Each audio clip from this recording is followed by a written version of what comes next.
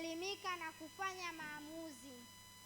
Kwa mtu anayepata lishe bora kila siku, uwezo wake wa kujifunza unaongezeka, ufanisi kazini huimarika, na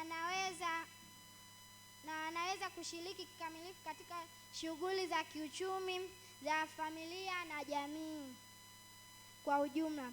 Hivyo basi, lishe bora si suala la afya pekee, bali ni nguzo ya ustawi wa mtu binafsi, kanisa na hatimaye maendeleo ya jamii na taifa. Hata hivyo, jamii nyingi nchini Tanzania bado zinakabiliwa na changamoto kubwa za lishe. Miongoni mwa matatizo makubwa ya lishe yanayoikumba jamii ni pamoja na utapiamlo wa muda mrefu unaosababisha kudumaa kwa watoto, upungufu wa vitamini na madini kama vile chuma, iodini, vitamini A na vitamini ya folki. Uzito uliozidi na unene uliokithiri huchangia ongezeko la magonjwa yasiyoambukiza. Chanzo kikuu cha matatizo haya ni ulaji usiozingatia makundi yote ya chakula, ukosefu wa elimu ya lishe, kutozingatia usafi na usalama wa chakula, magonjwa mbalimbali pamoja na kutofanya mazoezi ya mwili. Elimu hii inalenga kujenga uelewa kuhusu ulaji wa vyakula mchanganyiko vinavyopatikana katika mazingira tulimo na kwa uwiano sahihi. Lengo ni kuhakikisha kila mtu anaweza kufanya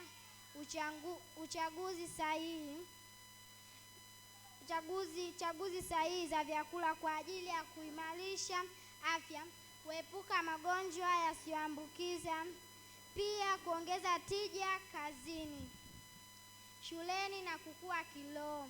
Mashauri haya yataangazia makundi yote ya chakula na kutoa ushauri au mapendekezo ya kitaalamu kuhusu matumizi sahihi. Kila kundi katika mada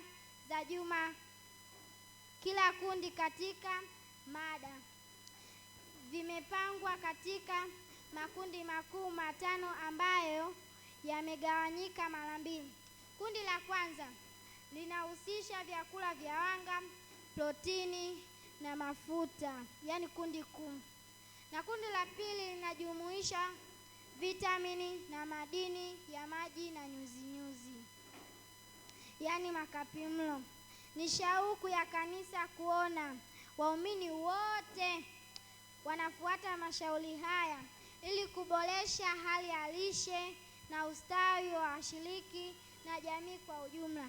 Ni imani yetu kuwa kwa kuzingatia mashauri haya, hali ya chakula na ulaji itaboreka na hivyo kuwezesha matokeo bora ya hali ya lishe. Watu wenye changamoto za kiafya au mahitaji maalum kama vile watoto wadogo, wajawazito na wanaonyonyesha, watu wenye pungufu na uzito uliozidi au kilibatumbo wanashauriwa kufuata ushauri wa kitaalamu kutoka kwa wataalamu wa lishe. Baadhi ya changamoto za kiafya zinahitaji ushauri kuhusu ulaji. Ulaji ni pamoja na magonjwa yasiyoambukiza kama vile kisukari, shinikizo la juu la damu, saratani na magonjwa ya moyo na figo. Upangaji wa makundi ya chakula.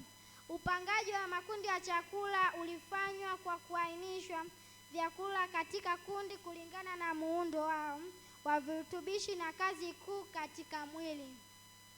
Kihistoria, upangaji huu ulitengenezwa ili kurahisisha elimu ya lishe, ili watu waweze kuchagua lishe bora bila kukalili kiasi halisi cha virutubishi. Hivi ndivyo inavyofanywa kwa ujumla. Kutambua virutubishi vikuu katika vyakula. Vyakula huchanganuliwa ili kuona ni virutubishi gani vinatoa kwa wingi zaidi kama wanga, protini, mafuta, vitamini na madini. vyakula vya kundi vilivyo na wasifu sawa wa virutubishi, kwa mfano vyakula vya kutoa nishati kwa wingi wa wanga na mafuta, nafaka, sukari, mafuta na vingine vingi. Vyakula vya kujenga mwili, protini, kunde, protini nyingi, kunde, nyama, samaki, mayai, maharage, dengu, njugumawe na kuendelea. Vyakula vya kinga na udhibiti vyenye kusheheni vitamini na madini, matunda na mboga za majani. Kutumia mifano ya vyakula vya kitamaduni na vya kienyeji. Makundi mara nyingi hujumuisha vyakula vinavyopatikana mahali husika ili viweze kutumika kwa walenga, kama nchini Tanzania, mahindi, mtama, mihogo, ndizi mbichi na viazi vitamu, magimbi na viazi vikuu viko kwenye kundi la nishati. Chunguza katika mifumo rasmi ya makundi ya chakula. Lishe ya kisasa hutumia mifumo sanifu kama makundi matano ya vyakula: wanga, protini, mafuta, vitamini na madini. Makundi matatu ya vyakula katika programu nyingi za elimu ya afya: nishati, kujenga mwili, kinga. Weka kwenye malengo ya usawa wa chakula, kupanga kwenye makundi, kuhakikisha kwamba ikiwa unakula kutoka kwenye makundi yote kila siku, unapata ulaji wa uwiano wa virutubishi muhimu. Chakula na ulaji. Hushughulika mada kutoka kwa lishe ya kimsingi hadi mikakati ya kudhibiti uzito. Hapa kuna muhtasari wazi uliopangwa. Virutubishi vikuu hutoa nishati. Wanga, chanzo kikuu cha nishati kama mahindi, mtama, mchele, mkate, viazi. Protini, hujenga mwili na kutengeneza tishu au hujenga mwili na kukuza mwili kama maharage, nyama, maziwa, mayai. Mafuta, huchangia utendakazi wa seli na utengenezaji wa homoni kama karanga, parachichi, alizeti, ufuta. Virutubishi vidogo, hakuna nishati lakini muhimu, vinahitajika kwa kiasi kidogo. Vitamini kama vitamini C, D na B12. Madini kama calcium, chuma na zinc. Maji muhimu kwa usagaji, mzunguko na udhibiti wa hali joto. Nyuzi husaidia usagaji wa chakula na kushiba. Misingi ya ulaji. Kula chakula si tu kula kidogo, ni kula kwa busara. Malengo ya kawaida ni pamoja na kupunguza uzito, kuongeza uzito au kudumisha afya. Uwiano wa wanga. Upungufu wa wanga, kupunguza uzito. Ziada ya wanga, kuongeza uzito. Wanga wa matengenezo, uzito thabiti. Kupanga mlo. Kusawazisha sehemu za wanga, protini, mafuta na matunda au mboga.